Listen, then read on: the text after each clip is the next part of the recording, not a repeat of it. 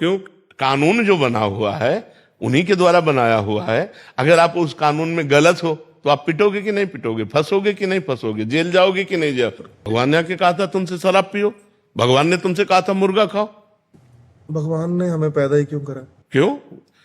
सही पूछो तो भगवान ने पैदा करके कृपा की है, आनंद के लिए पैदा किया है। हम आनंद ले, हम गलत मार्ग में क्यों जा रहे हैं?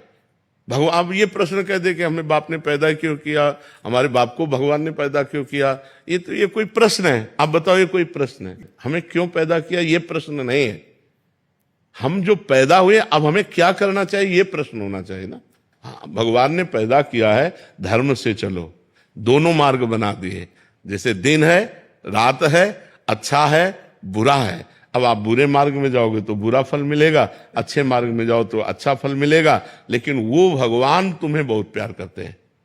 तुमने कोई ऐसा कर्म नहीं किया था कि तुम्हें सुअर कुत्ता ना बना करके मनुष्य बनाया, ये उनकी कृपा है। अब हम उनकी कृपा का दुरुपयोग करके गंदे आचरण करेंगे तो फिर हमारे दुष्परिणाम तो आएगा ही आएगा, नहीं आएगा? और सही पूछो तो भगवान ने तुम्हें पैदा नहीं किया, भगवान खुद तुम बने हैं। तुम कौन हो? भगवान का अंश हो ना, लेकिन उसको तो नहीं जानते ना। इतने बड़े शरीर में वो है, लेकिन तुम दर्पण देख के इसी को मैं मान रहे हो, उस अंश को तो कभी देखा नहीं। अगर उस अंश की तरफ बढ़ो तो प्रश्न ही खत्म हो जाएगा कि भगवान ने मुझे क्यों पैदा किया। भगवान ने नहीं पैदा किया, भगवान स्वयं बहुत रूपों में बन गए।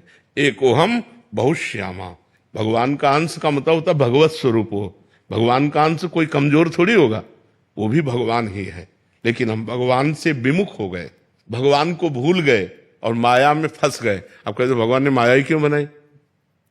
क्यों का तो अंत नहीं है, क्यों का कोई अंत नहीं है। अगर हम सुलझना चाहें तो भगवान ने माया बहुत आनंद में बनाई। देखो माया में जल बना है, हमारे प्यास बुझाने के लिए जल है। माया में अन्न बना है, हमारी भूख बुझाने के लिए अन्न है। हम मुर्गा क्यों खाएं? हम पशु पक्षियों को क्यों खाएं? 56 प्रकार के भोग, 36 व्यंजन बनते हैं। अब गलत करोगे तो फिर गलत भोगना पड़ेगा। भगवान ने बहुत अच्छा सब कुछ बनाया है। अगर घर में शौचालय ना हो तो घर पूरा अधूरा माना जाएगा? नहीं माना जाएगा। पूरा घर तभी है जब रसोई भी है और शौचालय भी है। ऐसे ही भगवान ने बुरा और अच्छा सब कुछ बनाया है। लेकिन आप बुरे मार्ग में जाओगे तो बुरा फल मिलेगा, अच्छे मार्ग में जाओगे तो अच्छा फल मिलेगा। कर्म करने की आपको स्वतंत्रता है। कर्म करने के लिए भगवान ने आपको परतंत्र नहीं बनाया, आप स्वतंत्र हैं। कर्म करके भोगने के लिए परतंत्र हो। यदि आपने पाप कर्म किया तो अब ना चाहो तो भी भोगना पड़ेगा। कर्म करने के लिए स्वतंत्र हो, आप जो चाहो कर सकते हो, लेकिन उस कर्म का परिणाम भोगने के लिए स्वतंत्र नहीं हो। उसके ऊपर ईश्वर का शासन रहेगा। तुमने ये गलत किया तो उसको तुम्हें भोगना पड़ेगा। आप संसार में देखो, स्वतंत्र हो कि नहीं, जो चाहो कर सकते हो, लेकिन जो कर दिया अब उसका परिणाम तुम्हें भोगना। तुमने क्यों छेड़ा?